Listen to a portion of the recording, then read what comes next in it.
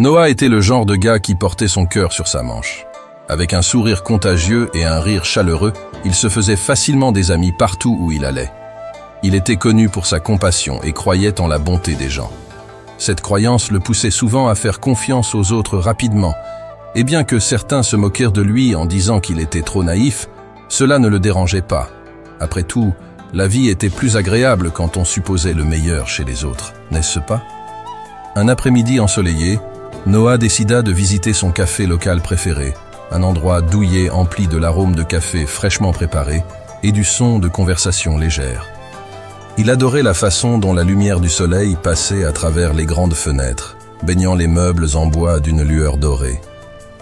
Alors qu'il faisait la queue, son attention fut attirée par une femme à une table voisine. Son nom était Carla. Elle avait une aura charismatique, avec un rire facile et une manière de raconter des histoires qui faisait que tout le monde se penchait un peu plus près. Après un moment d'hésitation, Noah s'approcha d'elle. Ils commencèrent rapidement à discuter et il fut captivé par ses récits d'aventure et d'excitation. Carla parlait avec passion et semblait attirer les gens facilement. Ils se lièrent par leur amour du voyage et leurs expériences partagées, créant une connexion instantanée. Noah se sentit chanceux d'avoir rencontré quelqu'un d'aussi intrigant et charismatique. Alors qu'ils discutaient, le comportement joyeux de Noah brillait de mille feux. Il ne pouvait s'empêcher de tomber sous le charme de l'éclat dans les yeux de Carla et de la façon dont elle rendait le monde qui l'entourait un peu plus lumineux. Il croyait que tout le monde avait de bonnes intentions. Et avec Carla, il était prêt à embrasser une nouvelle amitié, sans savoir que parfois, même les visages les plus charmants peuvent cacher des ombres plus sombres. Au fil des jours qui se transformèrent en semaines, Noah et Carla devinrent rapidement de bons amis. Leurs rendez-vous au café se transformèrent en une routine régulière dans la vie de Noah.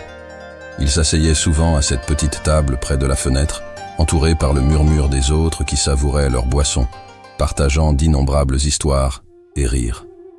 Chaque rencontre semblait sans effort, remplie de plaisanteries légères et de conversations profondes. Carla avait une façon de rendre tout spécial, et Noah chérissait le lien qu'ils avaient établi. Cependant, à mesure qu'ils se rapprochaient, des indices subtils commencèrent à apparaître sur la personnalité de Carla. Pendant leur conversation, Noah remarquait qu'elle avait une forte tendance à orienter les discussions vers ses propres expériences. Chaque fois qu'il tentait de partager quelque chose de sa vie, Carla interjetait rapidement avec sa propre histoire, établissant souvent des parallèles qui semblaient banaliser ses expériences. Au début, il en faisait l'aveu à son enthousiasme, mais il ne pouvait s'empêcher de sentir qu'il y avait un fil invisible qui liait la conversation à son récit. Parfois, Noah se retrouvait à attendre le bon moment pour partager quelque chose de significatif, seulement pour que Carla recentre rapidement le sujet sur ses propres aventures.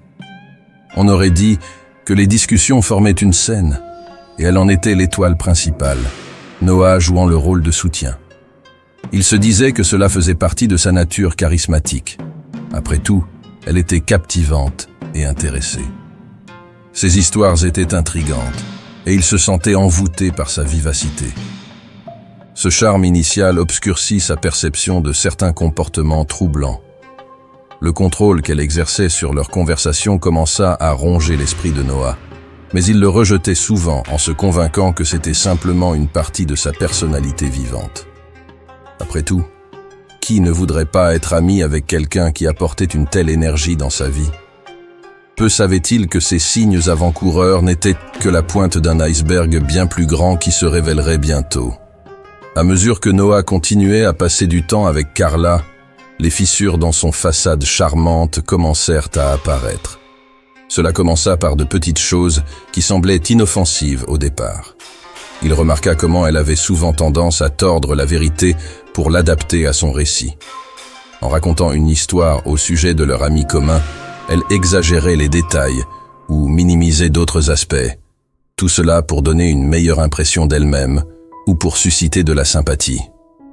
C'était presque comme si elle était une artiste, peignant sa propre version de la réalité.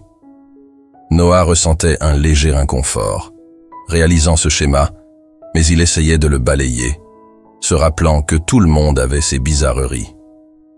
Peu à peu, il devint de plus en plus évident qu'il y avait plus chez Carla qu'il n'en avait l'impression. Des exemples de sa manipulation se dévoilaient de manière subtile, comme lorsqu'elle semait des discordes entre amis. Lors de réunions, elle lançait des commentaires voilés sur des amis communs, plantant des graines de doute dans l'esprit de Noah. « As-tu entendu ce qu'elle a dit à ton sujet ?» disait-elle, un sourire sournois sur les lèvres. Avant longtemps, il remarqua que les gens qui avaient auparavant embrassé sa chaleur semblaient maintenant distants et prudents, réticents à s'ouvrir à elle. Ses autres amis commencèrent à exprimer leurs inquiétudes quant aux intentions de Carla. Ils faisaient part de leur malaise face à la façon dont elle semblait faire pivoter les conversations à son avantage, laissant souvent les autres se sentir méprisés et blessés.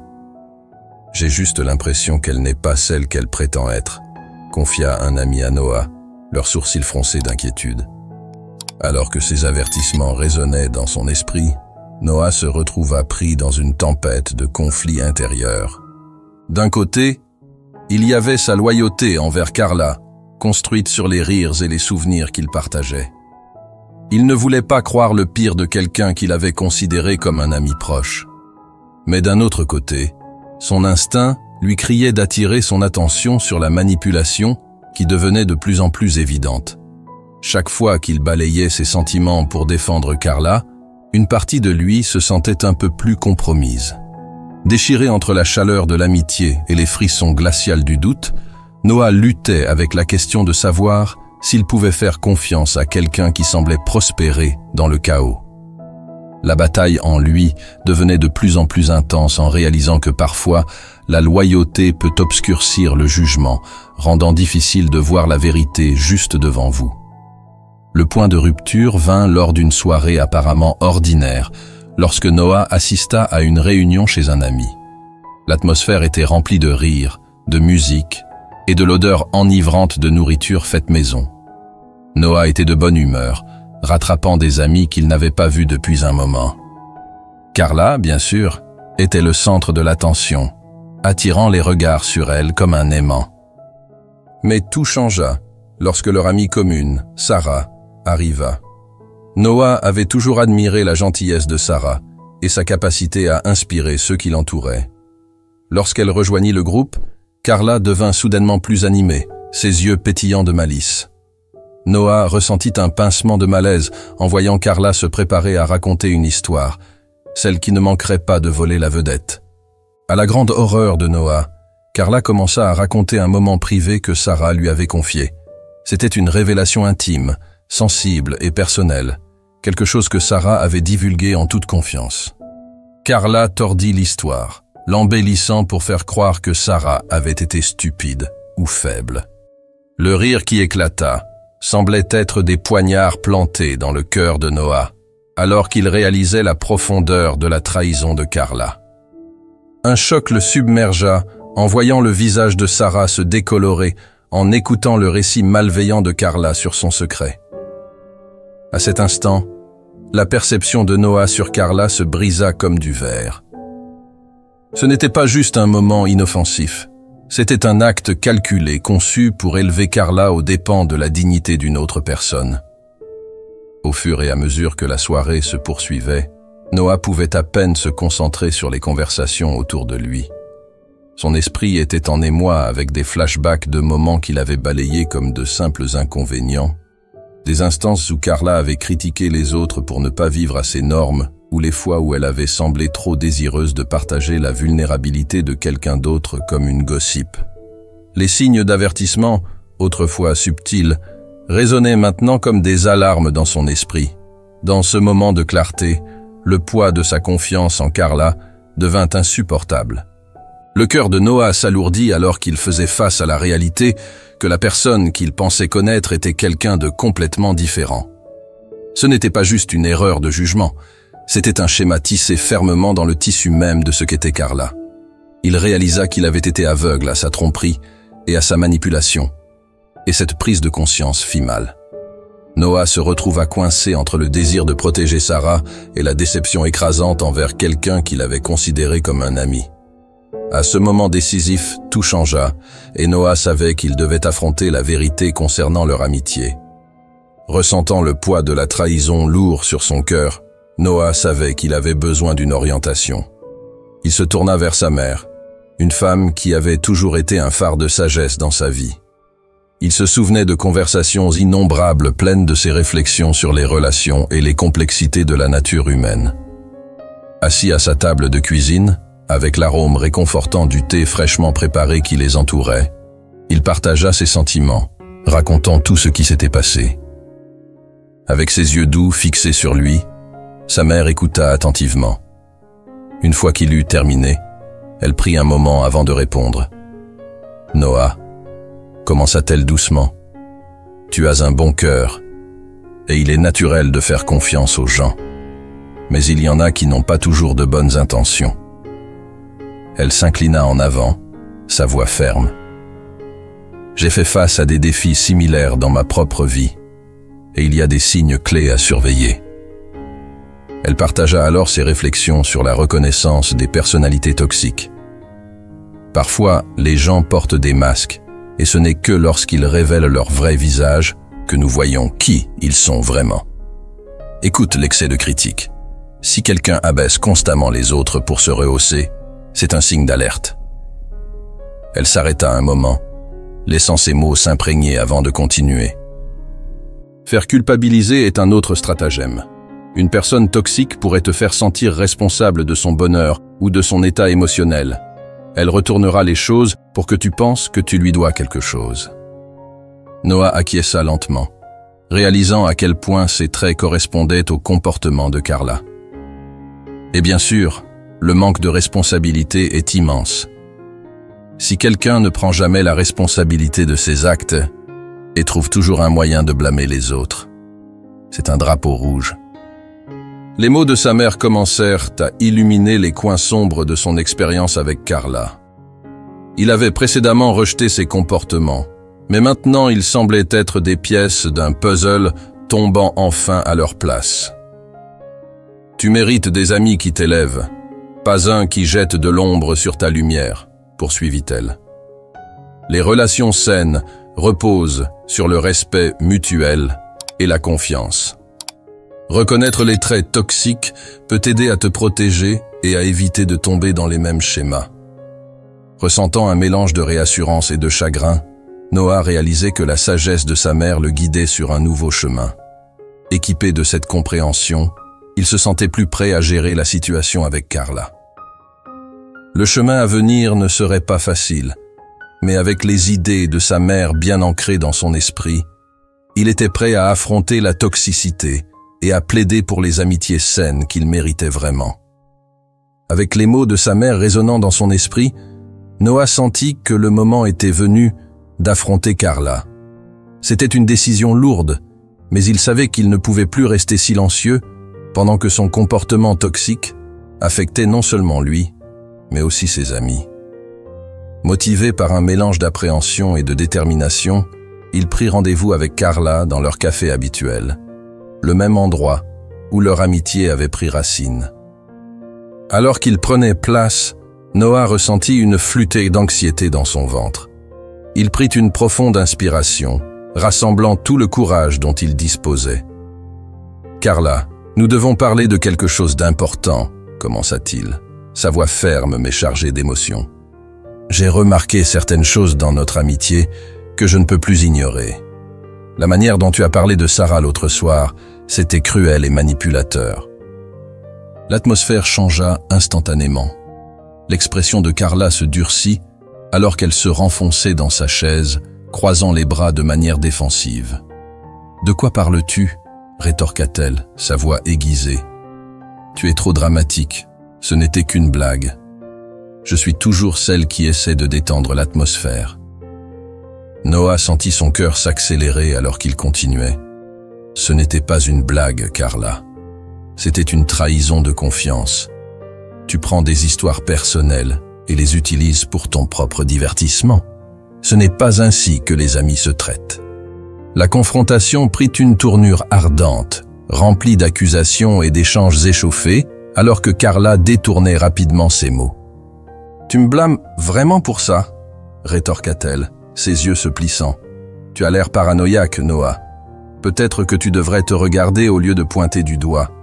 Tu es juste jaloux parce que je suis populaire et que les gens sont attirés par moi. » Le gaslighting était indéniable alors qu'elle tordait la situation, faisant douter Noah de ses propres sentiments et perceptions. Pendant un instant, le doute s'insinua, mais il s'accrocha à la force qui le parcourait. « Je ne suis pas jaloux, Carla. Je m'inquiète de la façon dont tu traites les gens et ce n'est pas juste. J'accorde de la valeur à l'honnêteté et au respect, et je ne peux pas être ami avec quelqu'un qui utilise les autres pour son propre intérêt. » Alors qu'il parlait, Noah sentit une étincelle d'autonomisation s'allumer en lui.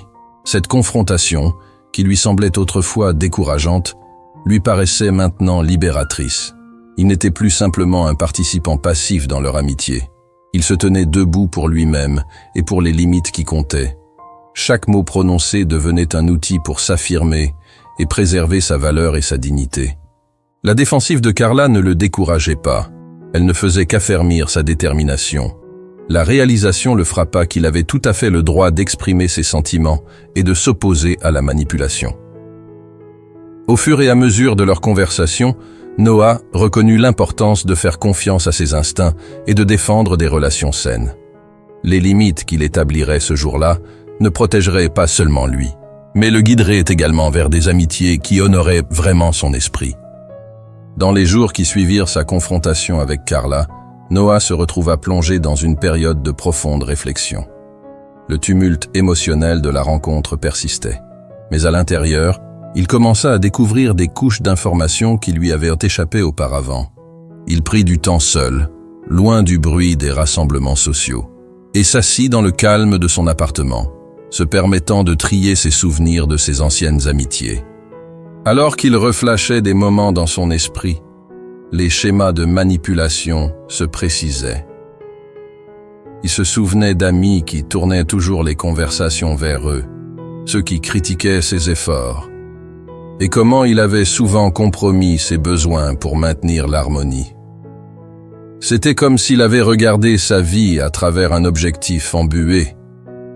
Mais maintenant, la clarté s'imposait comme une vague nettoyante.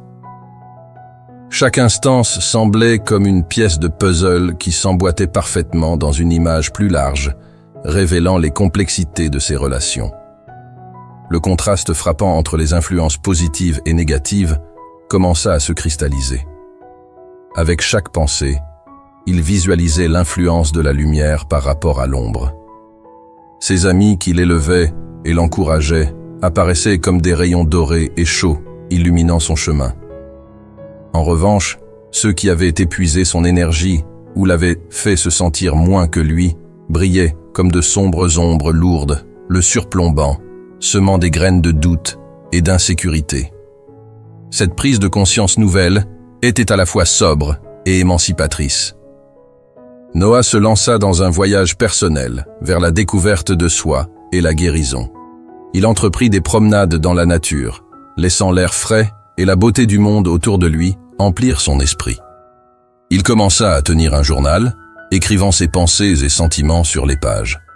Chaque mot écrit représentait un pas vers la compréhension de sa valeur et du type d'amitié qu'il désirait réellement. Il commença à établir des limites dans sa vie, s'assurant de s'entourer de personnes qui nourriraient son âme plutôt que de la vider. À travers ce voyage, Noah apprit à faire confiance à ses instincts plus profondément. Il ne s'agissait pas seulement de reconnaître des comportements toxiques chez les autres, mais aussi de valoriser ses propres besoins et émotions. Il réfléchit à ses forces et à la gentillesse qu'il souhaitait partager dans ses relations. En embrassant cette conscience de soi, il ressentit un sentiment de libération. Les ombres qui avaient obscurci son jugement commencèrent à s'effacer, laissant place à la lumière de connexions plus saines et d'un avenir plus radieux. Avec chaque réalisation, Noah grandissait en une version plus résiliente de lui-même, prêt à forger des amitiés fondées sur le respect mutuel, la compréhension et un soin authentique.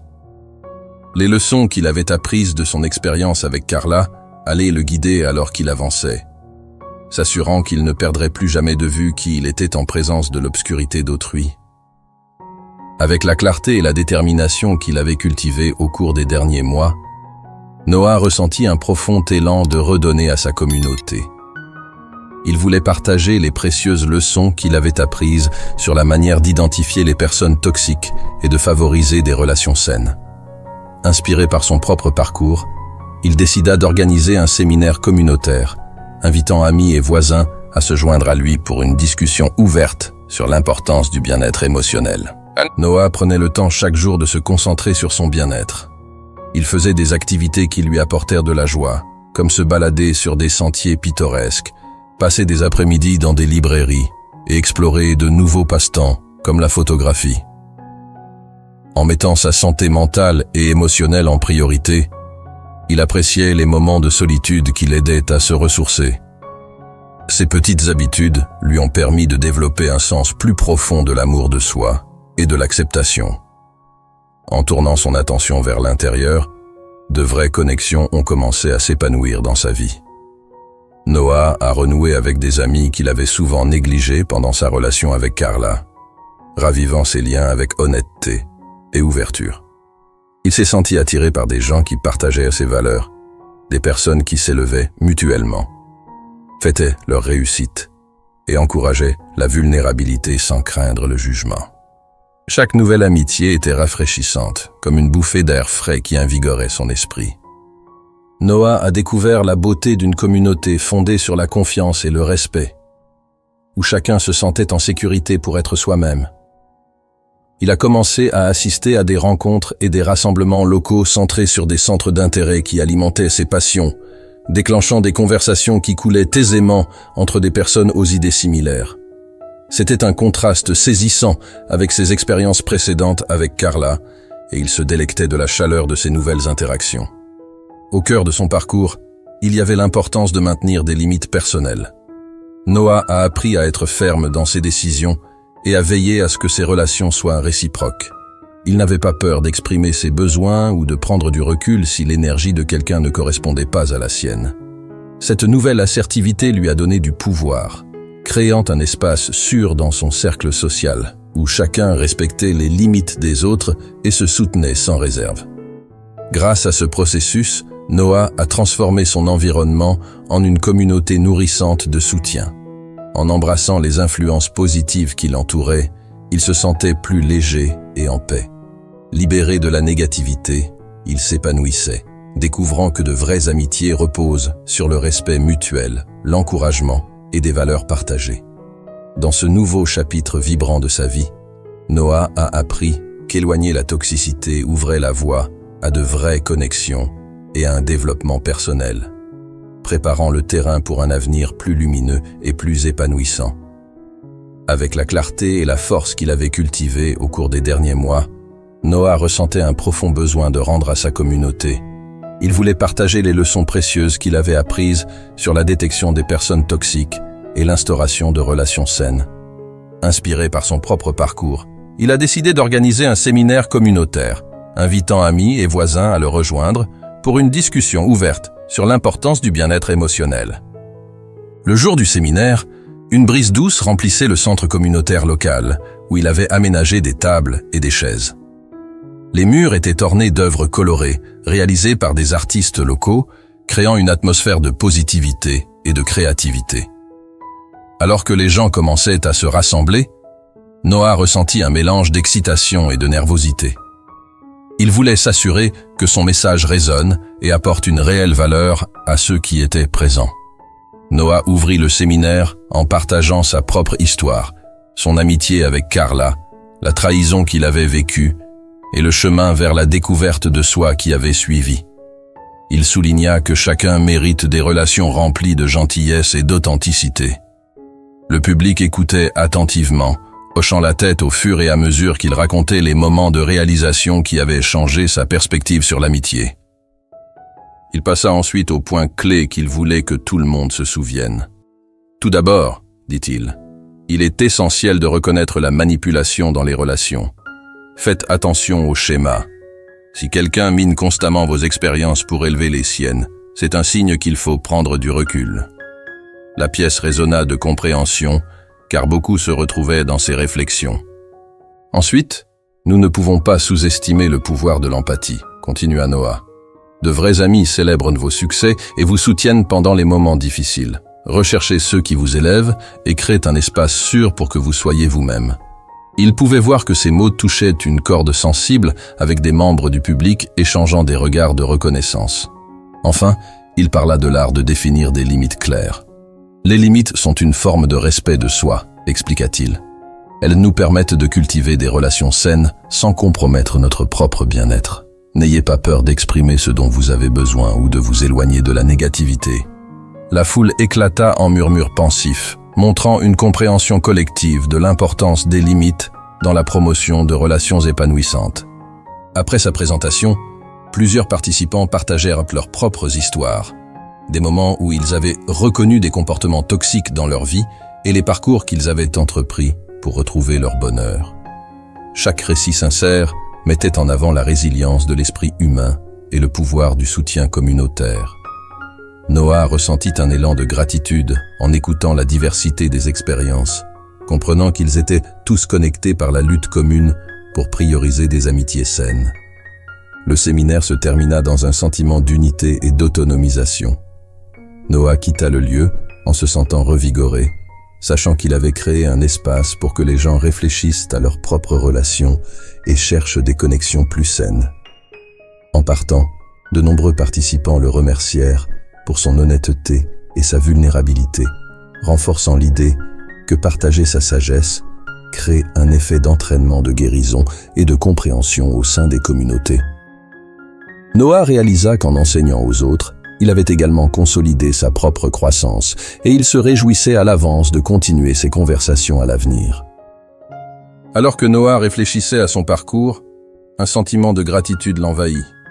Il repensa à l'époque où il avait rencontré Carla, à l'innocence avec laquelle il avait abordé cette amitié et à combien il avait appris depuis. C'était un chemin sinueux, rempli de leçons qui l'avaient poussé à grandir de manière qu'il n'aurait jamais anticipée. Il reconnut le pouvoir de l'intuition, comment elle lui avait chuchoté des avertissements tout au long du chemin, l'incitant à prêter attention aux signaux subtils. À travers les défis qu'il avait rencontrés, Noah s'était transformé d'un ami bien intentionné qui ignorait souvent les signaux d'alerte en un individu sage et perspicace, pleinement capable d'identifier les traits nuisibles chez les autres. Il réalisa combien il était crucial de faire confiance à ses instincts pour déterminer la véritable nature des relations. Chaque expérience avait érodé sa naïveté et l'avait remplacé par une compréhension solide de ce que l'amitié authentique devrait être. Les pensées finales de Noah se concentraient sur l'importance de s'entourer d'individus dignes de confiance et motivants. Il comprenait maintenant que les relations devaient être une source de force et de joie, et non d'anxiété ou de chagrin. Les personnes qu'il choisissait de laisser entrer dans sa vie avaient le pouvoir de l'élever, de le soutenir et de l'inspirer à atteindre son plein potentiel. Il ressentait de l'excitation à l'idée des connexions qu'il avait nouées avec de nouveaux amis partageant des valeurs similaires, car ils s'encourageaient mutuellement à grandir et à prospérer. Dans cette réflexion, Noah comprit que son passé n'était pas un fardeau, mais un enseignant.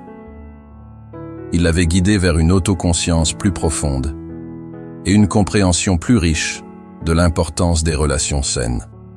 Il se sentait plus léger, déterminé à embrasser les leçons qu'il avait apprises et à avancer avec un cœur ouvert, mais les yeux bien grands ouverts.